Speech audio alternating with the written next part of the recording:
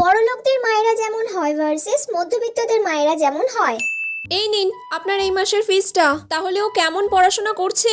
পড়াশোনা তো ভালো করে হচ্ছে না একদমই। ও এবার দেখছি মারতে হবে।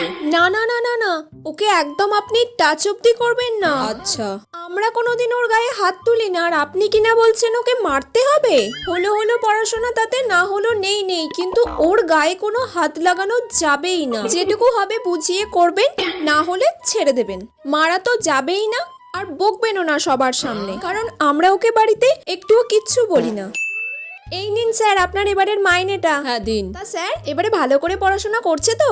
না, পড়াশোনা ভালো করে করছে না, এবার শাস্তি দিতে হবে। আপনাকে বলেছি না, ওর একটা হাড়ও আস্ত রাখবেন না, সবকটা হাড়কে মেরে গুঁড়ো গুঁড়ো করে দেবেন। একদম কিচ্ছু ভাববেন না। আমরা কিছু বলবো না? না, আমরা কিচ্ছু বলবো না। আমরা আপনার কাছে ফেলে দিয়ে গেছি, আপনি যেমন ভাবে পারবেন মানুষ করবেন, আমরা তারপর ধুলো ঝেড়ে নিয়ে চলে যাব।